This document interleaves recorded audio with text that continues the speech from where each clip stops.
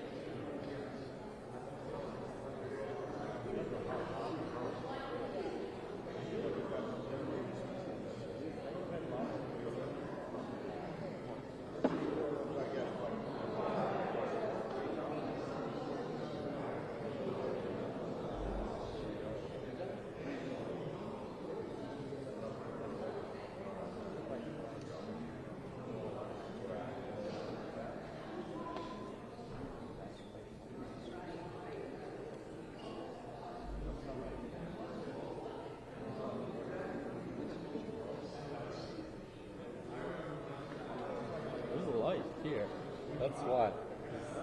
Like here. Slight, a little brighter. See? Now it's yellow, right? Now it's yellow.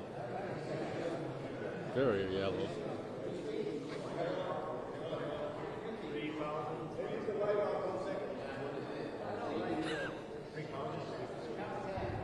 Huh?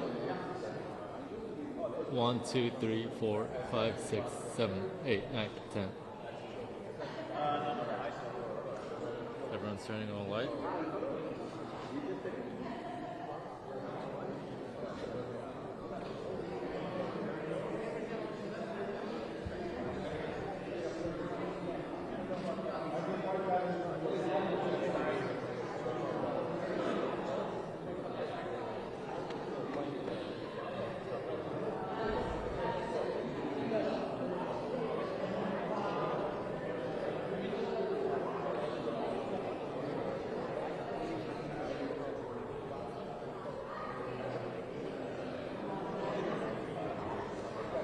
Check 1, 2, 3, 4, 5, 6, 7, 8, 9, 10. 1, 2, 3, 4, 5, 6, 7, 8, 9, 10.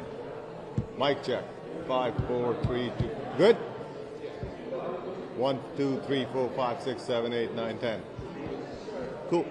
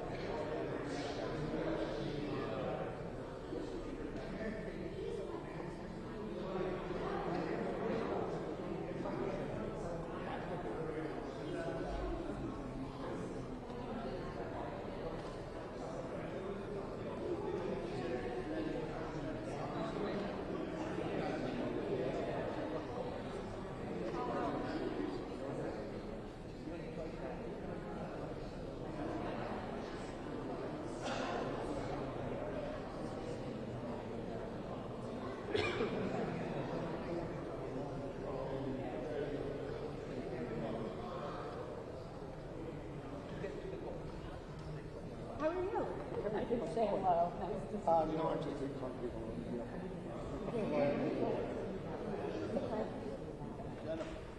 Yes, sir. Yes.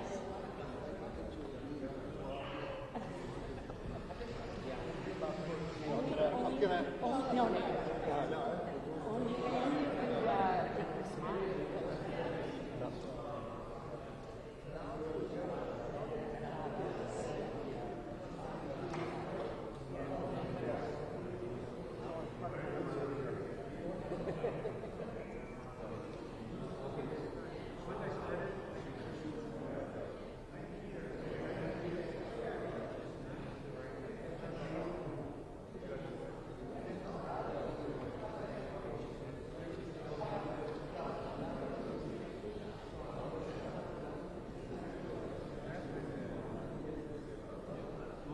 Mic check.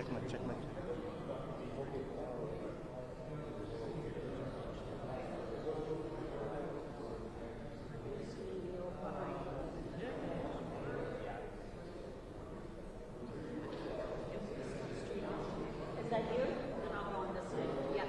We're behind you. Go where you want.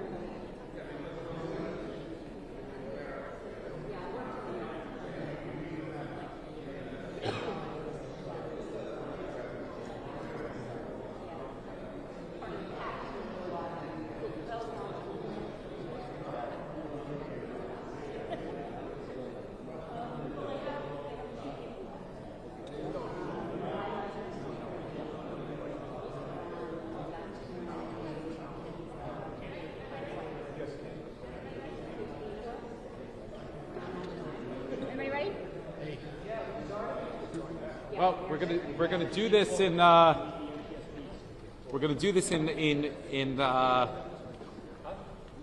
two shifts in order to make sure that we answer questions properly and there's no perception of the NTSB engaging anything in local and separation there. So we're going to just say thank you really quickly. We're going to have the NTSB come up here, brief you on where they are in the process. Then the city will come back up here and answer any specific questions on where we are from the process on our side. So you have the chairwoman of the NTSB. She'll come up here shortly. She's right out there. She'll answer any questions, tell you what's going on. Then we will resume from the city side, answer any questions separately. So we'll ask you guys to separate those two components out with regards to questions. I think Kim is providing you right now the names of the individuals and confirmation for those of you that don't have that. So we'll give it a minute, and the chairwoman of the NTSB will come in, and then we'll take it from there afterwards. Okay?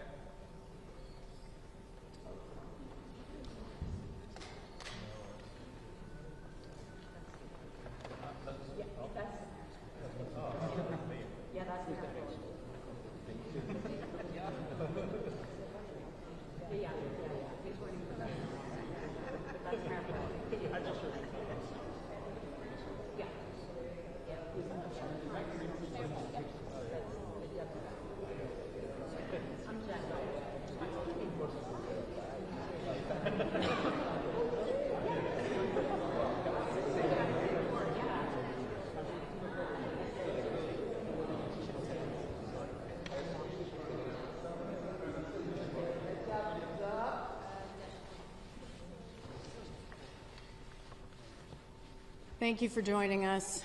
I'm Jennifer Homendy, and I'm chair of the National Transportation Safety Board. Our investigator in charge for this investigation, we call the investigator in charge the IIC, is Leah Reed. That's L-E-A-H, and then it's R-E-E-D. The National Transportation Safety Board is an independent federal agency that's charged by Congress with investigating every civil aviation accident in the United States and significant events in all other modes of transportation. As you know, we're here to investigate yesterday's crash of a Bell 206L4 helicopter into the Hudson River near Jersey City, New Jersey. The helicopter departed the downtown Manhattan Wall Street heliport in New York at about 14:50 for an air tour flight. The helicopter is owned by Meridian Helicopters, LLC, which is based in Broussard, Louisiana, and operated by New York Helicopter Charter, Inc. Before I go on, I want to extend on behalf of the entire NTSB our deepest condolences to those who lost loved ones in this tragic event. I also want to start by thanking the first responders. This was a tremendous, tremendous effort.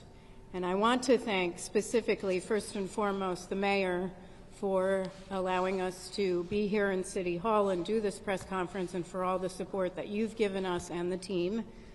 I also want to thank the Jersey City Office of Emergency Management, the Jersey City Police Department, Jersey City Fire, Jersey City EMS, Port Authority of New York and New Jersey Police Department, the New Jersey Park Police, the New Jersey Transit Police Department, Hudson County Office of Emergency Management, the NYPD Special Operations, FDNY Special Operations, New York City Office of Emergency Management, the United States Coast Guard, the Army Corps of Engineers, and so many others that we will continue to mention in our follow-up press briefings.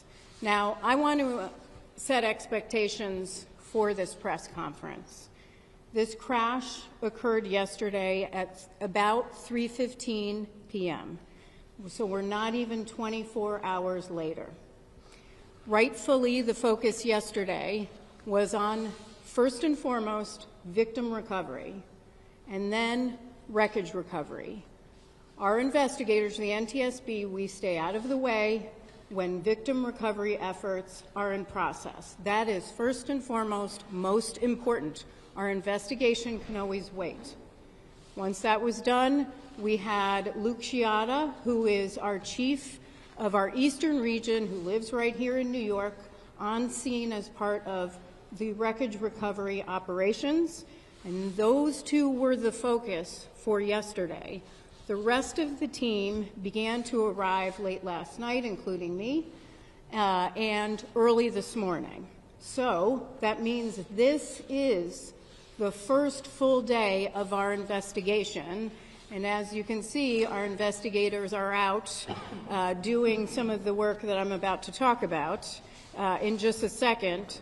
But as far as information sharing today, I am not going to share a lot of investigative information. We have a lot of information, but we do not speculate. We need to confirm information. That is a process that takes time. So I will say, I understand that you have a lot of questions, and we will attempt to answer them over the coming days. A little bit about our team and our process. We have 17 people who are here on scene. That includes 10 investigators. They are supported by a minimum of 10 experts back in our headquarters in Washington, D.C. The on-scene specialists, they are experts, and they have the following specialties. Operations, they'll focus on the helicopter operator. They'll look at the owner of the helicopter itself, and they will look at pilot qualifications and other information. We have experts on helicopter airworthiness, on structures, and on systems. We also have our evidence management team here, as well as our transportation disaster assistance team, which is responsible for working with the family to get them the assistance they need throughout the course of the investigation, not just here on scene, but in the coming days, weeks, and months throughout the investigation to the issuance of our final report, and sometimes for months and years beyond. The wreckage exam began this morning. Our team, I was there, our team began pulling components and the engine off the wreckage and other components that they would like to more closely examine. Most of their focus was to turn it upright and move the helicopter or the wreckage inside so that they can begin to do a more comprehensive examination and get to the other side of the wreckage that was against the pavement. We also are aware that there are dive teams. The New York Police Department is still diving for components and pieces of the helicopter that we are still looking to recover. Those include the main rotor, the main transmission, the roof structure, and the tail structure, and we appreciate all of their hard work. And then we have a whole team that is collecting the standard information that we normally gather as part of any investigation, which includes pilot qualifications, logbooks, history of the helicopter, maintenance logs, and so forth. We do have the logbooks for the pilot. The pilot held a commercial pilot certificate with rotorcraft and instrument ratings. The pilot reported 450 hours of total flight experience on his most recent medical, which was issued on September 20th, 2024. As of March 29th, 2025, the pilot accumulated about 788 hours of total flight time. We still need to calculate flight time in that Bell helicopter, and I'll have more information on that hopefully tomorrow, because he previously was flying a Robinson 44. Now, what we are hoping is that we are able to get the public to send us any photos or video you may have or if you want to contact us because you believe that you have information that could be pertinent to our investigation, please reach out to us, provide that information to us. We will get in contact with you at the following email address: witness@ntsb.gov. That's witness@ntsb.gov. Now, I will take some questions. Again, a reminder, I know there will be questions for very detailed investigative information. I am happy to talk about the team, their qualifications, the process. I am not going to speculate on investigative information. We are very factual, and we will provide that in due course. So I will call on you. Please state your name, your affiliation for me. Sure. It's Matthew Chase at Newsday. To the extent you're able to share this, is there a preliminary cause? I realize you gave that early talk. Is there a cause preliminarily that you can share with us?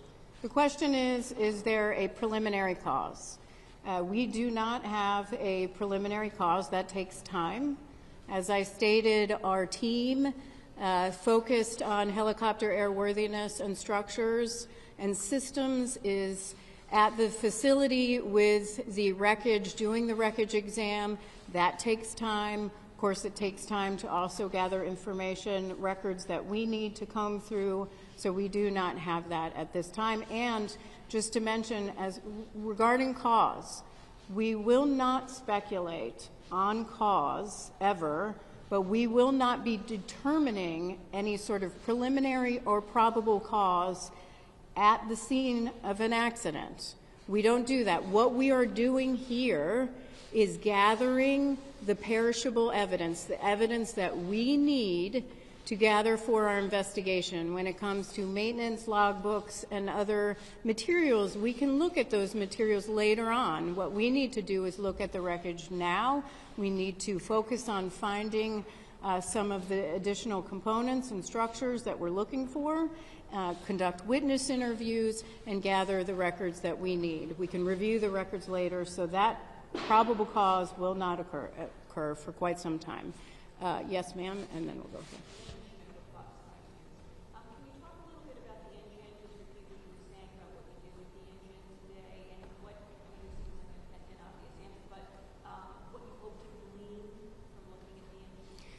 So the question was what we were doing with the engine. Nothing that we would not normally do as part of our standard investigation, where we would have wreckage and we'd start separating some of the components that we always look at. That's standard in our investigation. Of course, we'll have a team that always looks at engines or power plants to evaluate them as in standard course of our investigation. So nothing in particular. But the engine was still part of the body? Or had the engine separated? How did It was in the wreckage, and so we separated it from the helicopter so we could take a closer look at it in a more upright position. Yes, sir. Thank you for taking the question. Sam Rockwell, NBC News. Broadly speaking, what do you think the physical evidence will tell you about what caused this crash? And then also, this particular company had a couple of serious incidents in the last several years. Do you think that will be relevant to your investigation? The question is, what will us looking at as part of this investigation on scene tell us about cause, and what will we be looking at related to the safety history as part for this particular helicopter company? First of all, we always look at safety history. That's a standard part of all of our investigations, so we'll collect that. Not just from the Federal Aviation Administration, that is a party to every single one of our investigations, but we'll also ask those questions in interviews and get other information that will help us get a very broad view and detailed information about the safety history of this particular operator and also the owner of the helicopter itself. With respect to what will it tell us on scene about our investigation, the evidence right now, everything is on the table. We don't rule anything out. We take a very detailed and comprehensive view, and it's way too early in the investigation. It will be too early on scene. That's much later in the investigation. Yes, ma'am.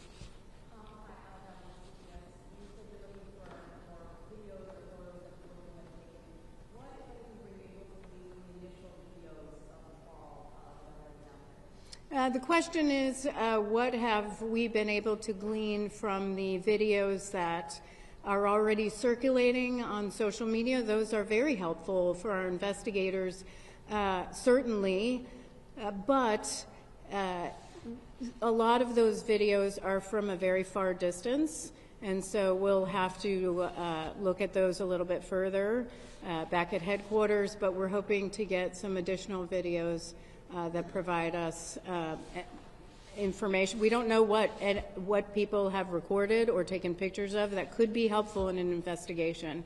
We have found in past investigations, and I'm just thinking of one that I went to in Ketchikan, Alaska, a mid-air collision where photos from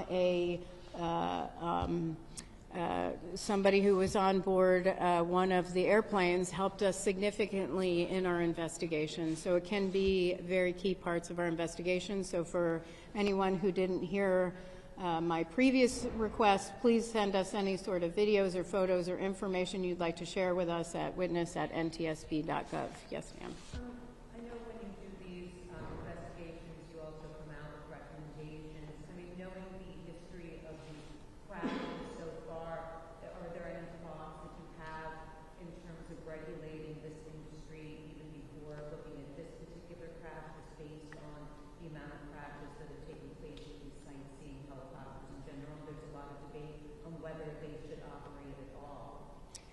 So the question is, do we have any sort of concerns or have we issued any sort of safety recommendations in the past about these type of air tour operations?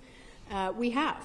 Actually, we did. So this particular operator was governed under Part 135 of the Federal Aviation Regulations, but this particular operation was under Part 91. All air tours are. We have issued an entire report on Part 91 operations with respect to revenue passengers. We believe in one level of safety strongly, and that may not look like regulation for a major commercial airline, but we do believe that they should be regulated. We have issued recommendations in the past on recorders, crash-resistant recorders. We've issued numerous recommendations on safety management systems, on particular regulations for Part 91. It's too early to say what we would recommend as part of this investigation. However, this is a concern that we've raised for a number of years. Certainly we raised this after the Fly Nyan crash, and in a specific report that we have online at ntsb.gov focused on Part 91 revenue passenger operations. And so I would direct you actually to that report. It was very comprehensive about our recommendations, specifically about air tour operators. And if you can't find that, our media relations team can help provide that information, because we did issue a set of recommendations to improve safety in this area. And was this operator following those recommendations? That will be part of the question is, was this operator complying with those recommendations? Those are recommendations, not regulations, but we would have to look at that, and that will be standard in this investigation. So thank you very much, sir. And then I'm going to go over here. Have we recovered the rotor? We are looking for the main rotor and the tail rotor right now. The people of uptown Jersey City have been complaining, and myself, about the helicopters flying low between these buildings up here, these 60, 70-story buildings. And we've asked, what's the FAA up in Connecticut, to get them the heck out of here and let them fly down the Hudson River. I'm telling you right now, if something isn't done, there's going to be a disaster where they're going to crash into one of these buildings or crash into the neighborhoods up there. They are annoying and they're bothering. People have been asking and asking and asking, and nothing has been done. Thank you. There was a comment about, thank you, sir. There was a comment about the concern about these helicopter operations, and thank you very much for sharing that. Appreciate it. Yes. I understand this is just the beginning of the investigation, but everybody's seeing these videos, and I think what people are wondering how can it be possible that a rotor can break apart in midair in that way, and then at the same time the helicopter, to the point that then it's inverted. I mean, was speed a factor? What would provoke such tragedy? The question is, what would result?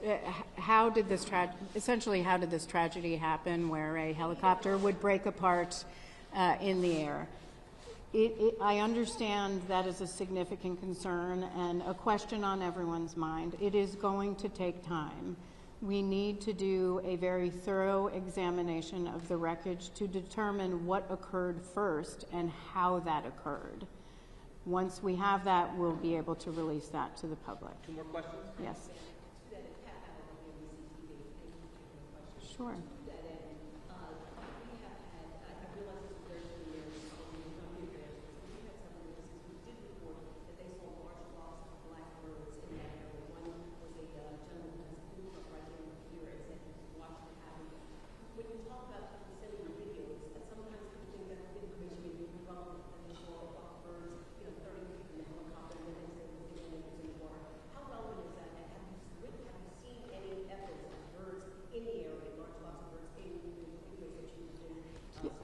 Yeah, great question, because I think sometimes people are reluctant to really reach out to us because they may not think something is relevant to our investigation. So the question was on reports of a large flock of birds in the area shortly before the crash. We are aware of those reports. We discussed it this morning. It's something we will be looking into. What I will say to the public, if something struck you as different, or maybe you paused, or it crossed your mind that maybe it's something you would like to share with our investigators, there's no downside, please, in sharing that information with us. You can be very helpful in providing that investigative information to the NTSB. So again, witness@ntsb.gov. Even if you think it's irrelevant, please send it in. Yes, sir. Hi, Stephen Nesson, WNYC Radio. You said there are 17 people on site here working on the investigation and 10 in D.C. Is that how many people you would typically have for a helicopter crash investigation? Is that the same number, for example, during the Flynon helicopter crash, or have cuts at the federal government reduced your number of investigators? So the question is the 17 investigators here and 10 who are supporting back home, but the 17 personnel here, 10 of which are investigators. Is that typical for an investigation like this? How would it compare to Fly-Nyon, and would it be less as a result of any sort of cuts to the agency? First of all, let me address the agency. We have not experienced any personnel losses other than typical retirements in our agency. Our agency has been provided with, by the administration, thank you, an exemption from the deferred resignation program. We got a hiring exemption for several investigative positions within each of our transportation modes, so we can bring our numbers up to help us in our investigation, and that is critical. So we have not suffered in any way. With respect to comparison on Fly-Nyon, I don't know how many investigators were here on Fly-Nyon. Certainly our media team can provide that to you. It really isn't, what I will say for our investigations is when an accident occurs, we look at what might be areas we want to look into. How many people can we send based on the rest of our workload? And because we have a pretty heavy workload right now, and that is the decision making that goes into what expertise do we need and who do we want to send. That is what feeds into that, so it might vary depending on the investigation. Okay, that is the end of questions today. What I will ask is that you monitor X which is NTSB_newsroom, and also NTSB.gov, which is our website, which will have updates on future press conferences. Thank you so much for your time.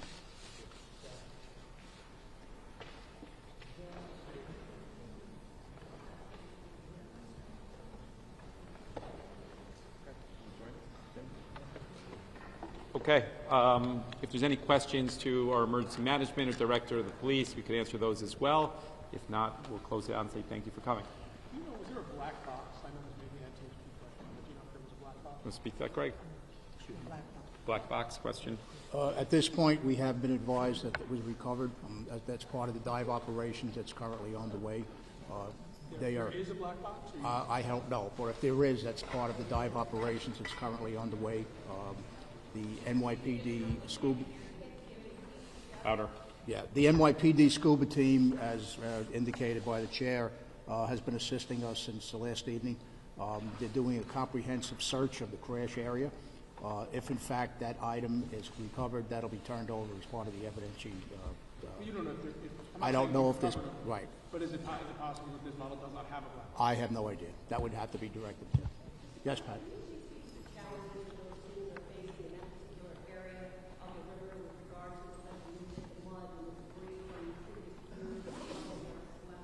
The area in question is it's about 5 feet deep where the chopper went down. It's a very rocky substance on the bottom there. So there was challenges for the scuba people to get in there. Even to this day, we were doing recovery on the pier line and the shoreline where getting a boat in that close was tough. So it was a lot of the stuff our emergency service people, people from my office were out there physically walking the shoreline recovering items. You said 5 feet deep? 5 feet deep, roughly. Yes. Question for Mayor Fuller. Do you know if the brother's brother-in-law is flying in from Spain to arrive yet? I believe they said it was an hour and a half from now until he arrives. Is that what they said? Yes. All the he was flying in this morning, and then they said an hour and a half from. He'll be arriving about. Yeah, in about an hour from now, he'll be arriving. So, question for the gentleman from emergency management: how big is the debris? Yesterday we saw boats spread out quite far. There was some debris found, as far north as Hoboken Terminal. How large of an area are your divers, NYPD divers, having to search? Well, that's the discretion of the Coast Guard. Obviously, they've been establishing where the dives are currently operating. The one location that they're looking at, they've discovered some information based on sonar and things like that. It's approximately 75 feet deep, so it's a pretty wide area right now. Primarily, we're in the area of the crash site and then working outward. But as the dive teams discover items that doesn't appear normal, they're marking them, and then based on the currents and things like that, they'll be back to continue their dives in that area. Can I get a clarification on something, just to make sure I heard this right? So where the body of the chopper hits the water, that's 5 feet deep right there? Approximately 5 feet deep. Okay, because there's that video of the blade whirling around, and that went into the water significantly further. Yeah, that's the area that's the water's approximately 75 foot. They have found some items on the floor based on sonar and things like that that are not normal appearances, and that's why they're continuing to mark that. Hudson River is a very, very tough place to dive. So we're dealing with the expertise of the NYPD, and they're going to make sure it's done safely, and we're going to recover what's down there. It may take some time, but they're going to stay there until they have to get what they have to get. Visibility in the water. Excuse me? Visibility in the water. Very, very murky. I mean, I was there last night when they were physically removing the victims. You literally can't see your hand in front of you, but they did a phenomenal job. Okay. Forgive this ignorant question, but 75 feet deep from where? From the shoreline. Greg Kears. Greg Kears, K-I-E-R-C-E. That's not a radius, that's straight out. Straight out. Yeah. Anything else? Thank you, sir. Yeah. Can you specify location on the Jersey City side the crash occurred close to? You want to answer that, Craig, as well? You must stay with that as well. If you're familiar with the Port Authority vents down at down by foot of 6th Street, roughly, it's adjacent right to the Port Authority vent. It's adjacent right to the Port Authority pier where it houses the vents for the Howland Tunnel. Yes.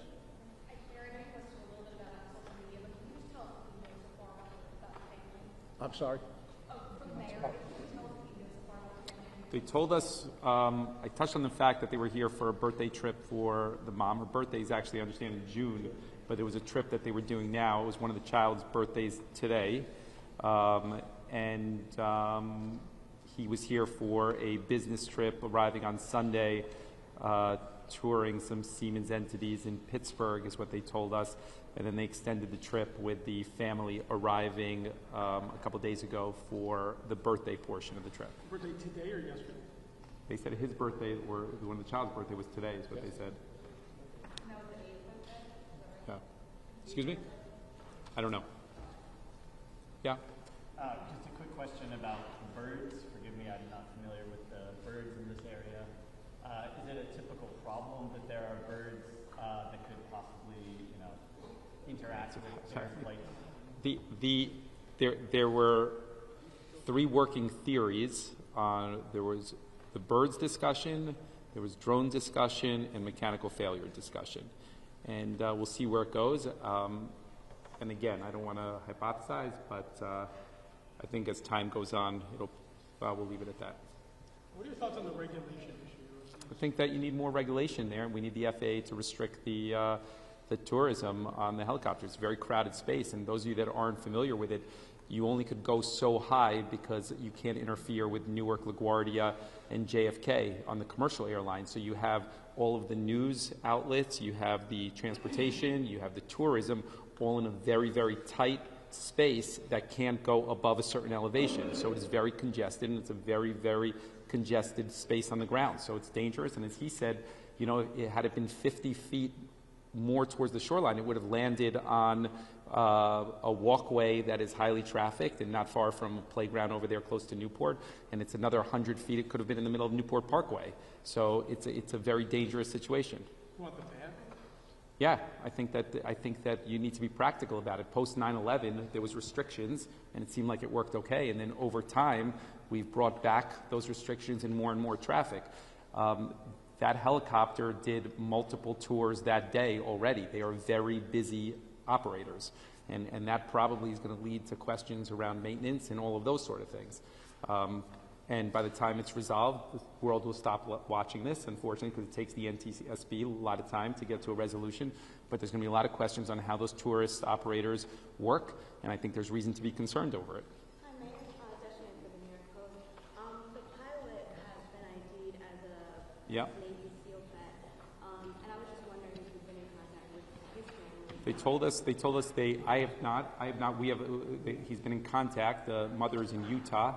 And he's a veteran and African-American male, 36 years old? Yes, 36 years old. Yeah. For clarification purposes, Mr. Mayor, for unidation, we understand there were 3 children. Can you clarify the ages? Do you have the exact ages? Kim, when we're done, Kim will give you the exact ages. Kim will come up at the end and give you the exact ages. She'll give you that information. She'll give you that. Anything else before we wrap it up? Yes. I mean, look, you have these operators saying a lot of different things. I think a reasonable person would come to the conclusion that if you're a pilot and you're going on a trip, you would recognize whether you have fuel or you don't have fuel. And that helicopter was used on multiple trips earlier in that day. So I would likely rule that out. I'm going to go with the hypothesis that that's probably not going to end up being the outcome on this. Have you worked with the family in Spain? We spoke today to the executives. To the executives at Siemens, and they flew out last night. And the one that flew out actually has a close family relationship with the deceased. They would vacation together, so there's familiarity there. He was facilitating conversations with the consulate in order to facilitate the release of the bodies to bring them back to Spain. And then, as we said earlier, family members should be arriving in an hour or so. You said the brother-in-law? Kim will give you the pilot's name and the ages. Brother-in-law, you said? Yeah, I believe it was the wife's brother. Yeah. Yeah, another question for your emergency management folks. Greg. Items that the divers are looking for, does that aircraft have a black box? Are you looking for that? Whatever items, as I say, I'm not familiar with whether there's a black box or not on that type of an aircraft. What they are looking for now in particular is a transmission, the rotors, and other associated items associated with the actual engine and things like that. When the chopper was taken up, it was very, very seriously damaged. So as the NTSB chair had said, it was delivered to the Army Corps of Engineers via boat. And this morning they were over there first thing doing their first portion of the investigation. But as I mentioned, there were some items that were found on the sonar that is a matter of interest. So they are continuing to do their dives. Weather permitting, of course, you know, it's a tough, very choppy out there today, but they're the best at what they do.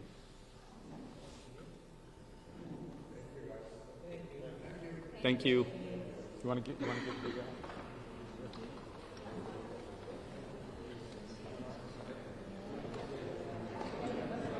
Okay, if everybody's ready, I can give the names. If I could give them once, that would be great. If everybody is ready, everybody have pen and paper?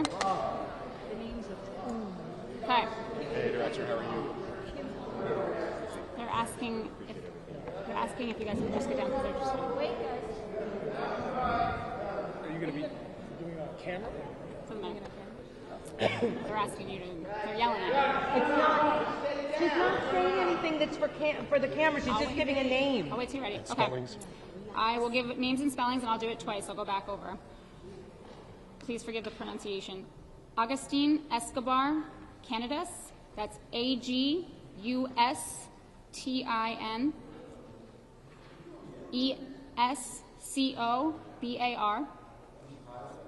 Canadas, 49.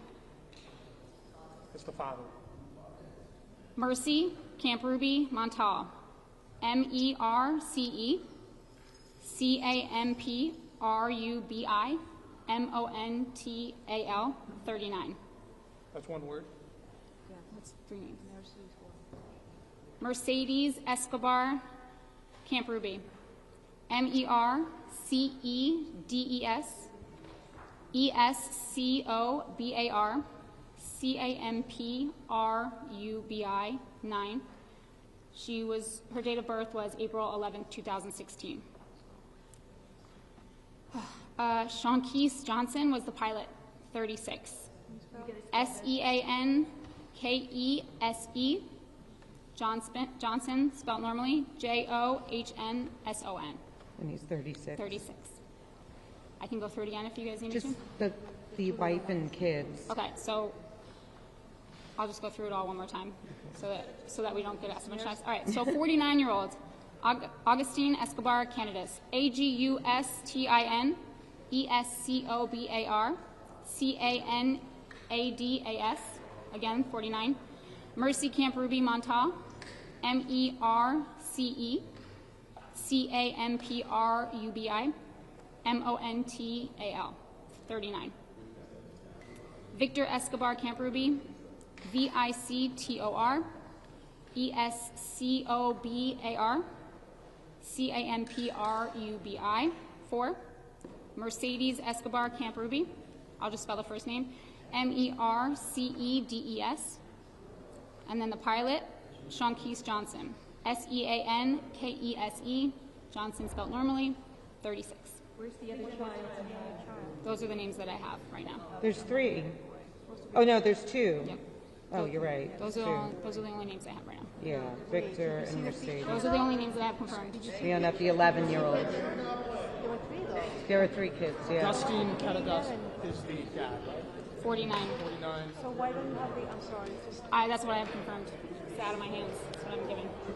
And the two that passed at the hospital, do you know which were But they were the two children, right? Sorry, how old is Mercedes?